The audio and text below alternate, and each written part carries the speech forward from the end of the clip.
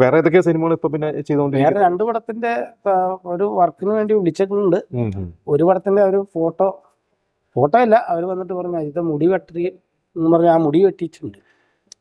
അതിപ്പോ അടുത്ത മാസം തുടങ്ങും. അതിന്റെ ഫോട്ടോഷൂട്ട് ഷോസ് ഒക്കെ ഉണ്ടോ? ഷോസ് അല്ലാത്ത ഷോ കുറവായിരുന്നു, എങ്കിലും പുറത്തേക്ക് 2-3 പരിപാടി ഉണ്ടായിരുന്നു.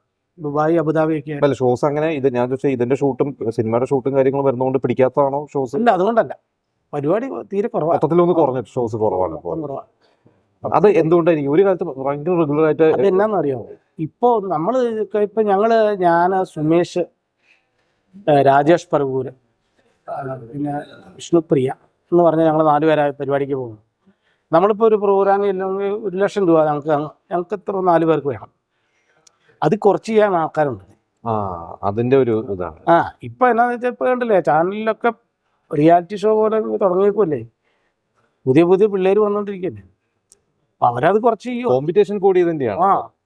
അവളുടെ പരിപാടി കുറവാണ്. നമുക്ക് അത്ര 1,00,000 രൂപ കൊടുത്തിട്ടൊന്നും വിളിക്കേണ്ട കാര്യമില്ല, അതിന്റെ കാര്യം ഇല്ലെന്ന് പറഞ്ഞാൽ അങ്ങനെ ആൾക്കാരെ കൂട്ട്. സ്വീകരണങ്ങൾ എങ്ങനെയാണ്? പണ്ട് നമ്മൾ പറഞ്ഞ വീട് നിറച്ച് പൊന്നാടി എന്ന് പറഞ്ഞിരുന്നു. അതിനൊന്നും ഒരു കുറവുമില്ല. പൈസ തരികയില്ല. ഇപ്പോഴും സ്വീകരണത്തിന് ഒരു കുറവുമില്ല. അവിടെ ചെല്ലുമ്പോഴത്തേനും പൊന്നാടി അണിയിക്കുന്നു, പോരാൻ നേരത്തൊരു നമ്മുടെ ഫോട്ടോ പതിപ്പിച്ച ഒരു സാധനോടെ തരും. അതിനിപ്പോ വേറൊരു മുറി പണിയേണ്ടി വരുമല്ലേ? നിറഞ്ഞിട്ടുണ്ടാവും അല്ലെ? ഞാനില്ല, ചാക്കിൻ്റെ അകത്താക്കി ഇതിന് മുകളിൽ കെട്ടി വെച്ചിട്ടുണ്ട്. ഷോക്കേസ് നിറഞ്ഞു. പിന്നെ വേറെ സിനിമകൾ ഇനിയിപ്പോ ഇറങ്ങുന്നത് ഇത് രണ്ടും തന്നെയാണ്. പിന്നെ അർദ്ധരാത്രി എന്ന് പറഞ്ഞ സിനിമ ഇറങ്ങാറുണ്ട്.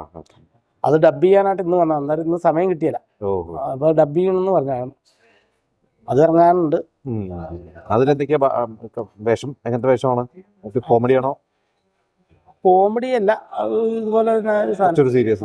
എനിക്കൊന്നും അപ്പൊ കോമഡി മാറി ഇപ്പൊ കുറച്ച് വരുന്നതൊക്കെ കൂടുതൽ സീരിയസ്. എനിക്കൊന്നും ഒരു ഔട്ട് ആൻഡ് ഔട്ട് കോമഡി ചെയ്തിട്ട് കുറച്ചായി തോന്നുന്നില്ലേ? ശരിക്കും ഈ പറഞ്ഞ സ്കിറ്റൊന്നും മിമിക്രി സ്കിറ്റ് ഇപ്പൊ ഇല്ല. അല്ല, അതൊക്കെയാണ് വന്നതുണ്ടെങ്കിലും ഇപ്പോൾ സിനിമകളിലെ വേഷങ്ങളൊക്കെ കുറച്ച് കൂടുതൽ സീരിയസ് ആയി. സിനിമകളിലും സീരിയസ് ആയി കിട്ടണം. തമാശ ചെയ്യാൻ ആഗ്രഹമുണ്ടോ? പിന്നെ തമാശ ചെയ്യണം, രണ്ടും കൂടെ ചെയ്യണ്ടേ. അങ്ങനെ സാധനം വരണം അല്ലേ? തമാശയും ചെയ്യണം. പിന്നെ ഞാൻ പറഞ്ഞില്ലേ, എന്നെ വെച്ചിട്ട് കാസർഗോഡ് ഒരു പുള്ളി എന്നെ വിളിക്കുമായിരുന്നു ട്രിപ്പർ ചന്ദ്രൻ ചെയ്യാനായിട്ട്. പുള്ളി എൻ്റെ മുഖമൊക്കെ അങ്ങ് കറക്റ്റായിട്ട് പുള്ളി വരച്ചെനിക്ക് അയച്ചു തരുവാ. വരച്ചിട്ട് ഓരോ സീനും വരച്ചെനിക്ക് അയച്ചു തരുവാ. ഇതാണ് അവൻ്റെ റൂട്ടെന്നൊക്കെ പറഞ്ഞ. പിന്നെ എന്ത് സാമ്പത്തിക ബുദ്ധിമുട്ടുകൾ കാണണം.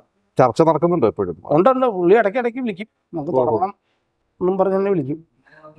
അതൊരു വലിയ സംഭവം തന്നെയാണ്. പഠിക്കേണ്ടി വരും, ആളെ കുറിച്ച് ഒരുപാട് പഠിക്കേണ്ടി വരും. അപ്പൊ പുള്ളി എന്നോട് പറഞ്ഞാൽ മുഖമൊക്കെ ഇച്ചിരി നന്നാമത്തിനും പുള്ളി എന്നെ വിളിക്കും, ഇത് മുഖം നന്നാക്കുവാണോ ചോദിച്ചിട്ടുണ്ട്.